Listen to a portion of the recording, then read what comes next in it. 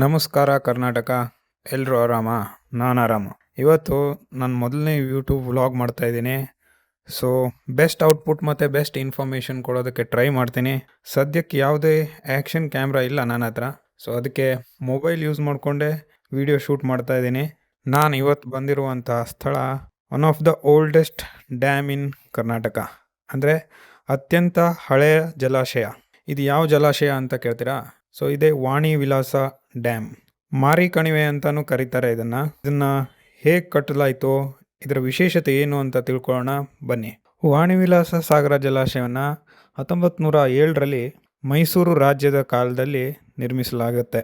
ಆ ಸಮಯದಲ್ಲಿ ಕೃಷಿ ಮತ್ತು ಕುಡಿಯುವ ನೀರಿನ ಸಮಸ್ಯೆಗಳನ್ನು ಪರಿಹರಿಸಲು ಈ ಯೋಜನೆಯನ್ನು ಕೈಗೆತ್ತಿಕೊಳ್ತಾರೆ. ಮೈಸೂರು ಮಹಾರಾಣಿ ಕೆಂಪನಂಜಮ್ಮನವರು ತಮ್ಮ ಧೈರ್ಯದಿಂದ ಈ ಯೋಜನೆಯನ್ನು ಮುನ್ನಡೆಸಿದ್ರು. ಅಂದಿನ ದಿನಗಳಲ್ಲಿ ಹಣದ ಕೊರತೆಯಿಂದ ಯೋಜನೆ ನಿಲ್ಲುವ ಪರಿಸ್ಥಿತಿ ಬಂದಾಗ ಮಹಾರಾಣಿ ತಮ್ಮ ಆಭರಣಗಳನ್ನೇ ಹರಾಜು ಹಾಕಿ ಯೋಜನೆ ಮುಂದುವರಿಸಿದ್ರು ಅನ್ನೋದು ಇಂದಿಗೂ ಜನರ ನೆನಪುಗಳಲ್ಲಿ ಉಳಿದಿದೆ. ಇದಕ್ಕೆ ಇಲ್ಲಿ ವಾಣಿ ವಿಲಾಸ ಸಾಗರ ಅಂತ ಹೆಸರು ಬರುತ್ತೆ. ಜಲಾಶಯದ ವೈಶಿಷ್ಟ್ಯಗಳ ಬಗ್ಗೆ ಹೇಳಬೇಕಂದ್ರೆ ಇದನ್ನು ಸಿಮೆಂಟ್ ಬಳಸದೆ ನಿರ್ಮಿಸಲಾಗಿದೆ. ವೇದಾವತಿ ನದಿಗೆ ಅಡ್ಡಲಾಗಿ ಕಟ್ಟಿರುವ ಈ ಭಂಡಾರ ಸುಮಾರು 30 TMC ನೀರನ್ನು ಸಂಗ್ರಹಿಸಬಲ್ಲದು. ಜಲಮಟ್ಟ 120 ಅಡಿ ತಲುಪಿದರೆ ಸಂಪೂರ್ಣವಾಗಿ ತುಂಬಿದಂತಾಗುತ್ತೆ. 1933 ಮತ್ತು 2021ರಲ್ಲಿ ಇದು ಗರಿಷ್ಠ ಮಟ್ಟ ತಲುಪಿದ ದಾಖಲೆಗಳಿವೆ. ಹಿರಿಯೂರು ಮತ್ತು ಹತ್ತಿರದ ತಾಲೂಕುಗಳಿಗೆ ಅಂದರೆ ಹೊಸದುರ್ಗ, ಚಳ್ಳಕೆರೆ, ಚಿತ್ರದುರ್ಗದ ಕೆಲವು ಹಳ್ಳಿಗಳಿಗೆ ನೂರಾರು ಎಕರೆ ರೈತರ ಹೊಲಗಳಿಗೆ ನೀರಾವರಿ ಒದಗಿಸುವುದಲ್ಲದೆ ಕುಡಿಯುವ ನೀರಿನ ಸೌಲಭ್ಯವು ಈ ಜಲಾಶಯದಿಂದ ಆಗ್ತಾ ಇದೆ. ಇದು ಕೇವಲ ತಾಂತ್ರಿಕ ಯೋಜನೆ ಅಲ್ಲ, 1 ಶತಮಾನಕ್ಕೂ ಹೆಚ್ಚು ಕಾಲ ಜನರ ಬದುಕು ಸಾಗಿಸಲು ನೆರವಾಗುತ್ತಾ ಬಂದಿದೆ.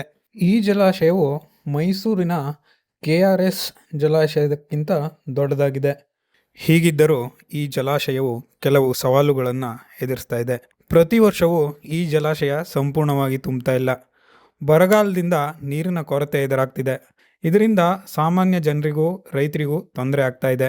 ಇದಕ್ಕೆ ಪರಿಹಾರವಾಗಿ ಅಪ್ಪರ್ ಭದ್ರಾ ಯೋಜನೆ ಅಡಿಯಲ್ಲಿ ತುಂಗಾ ಮತ್ತು ಭದ್ರಾ ನದಿಗಳಿಂದ ನೀರನ್ನು ತರೋ ಯೋಜನೆ ಆರಂಭವಾಗಿದೆ. ಇದರಿಂದ ಭವಿಷ್ಯದಲ್ಲಿ ವಾಣಿ ವಿಲಾಸ ಸಾಗರ ಯಾವಾಗಲೂ ನೀರಿನಿಂದ ತುಂಬಿರೋ ಸಾಧ್ಯತೆ ಹೆಚ್ಚಿದೆ. ನೀವು ಕೂಡ ಈ ಜಾಗಕ್ಕೆ ಭೇಟಿ ಮಾಡಬೇಕಂದ್ರೆ ವಾಣಿ ವಿಲಾಸ ಡ್ಯಾಮ್ ಬೆಂಗಳೂರಿನಿಂದ ಸುಮಾರು 160 ಕಿಲೋಮೀಟರ್ ದೂರದಲ್ಲಿದೆ. ಹಾಗೆ ಚಿತ್ರದುರ್ಗದಿಂದ 40 ಕಿಲೋಮೀಟರ್ ದೂರ, ಹಿರಿಯೂರಿನಿಂದ 20 ಕಿಲೋಮೀಟರ್ ದೂರದಲ್ಲಿದೆ. ನೀವು ಈ ಸ್ಥಳಕ್ಕೆ ಭೇಟಿ ಕೊಡಬೇಕಾದ್ರೆ ಗೂಗಲ್ ಮ್ಯಾಪ್ ಸಹಾಯ ತೆಗೆದುಕೊಂಡು ನಿಮ್ಮ ಪ್ರಯಾಣವನ್ನು ಮುಂದುವರಿಸ್ಬೋದು.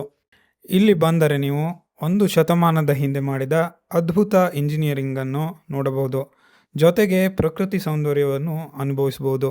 ಕಡೆಯದಾಗಿ ನಾನು ವೀಕ್ಷಕರಲ್ಲಿ ಕೇಳ್ಕೊಳ್ಳೋದೇನೆಂದರೆ, ನೀವು ಪ್ರಯಾಣವನ್ನು ಬೆಳೆಸ್ತಾ ಆದಷ್ಟು ಪ್ಲಾಸ್ಟಿಕ್ ಬಳಕೆಯನ್ನು ಕಡಿಮೆ ಮಾಡಿ, ರೀಯೂಸೇಬಲ್ ವಾಟರ್ ಬಾಟ್ಲ್ಗಳನ್ನು ಕ್ಯಾರಿ ಮಾಡಿ.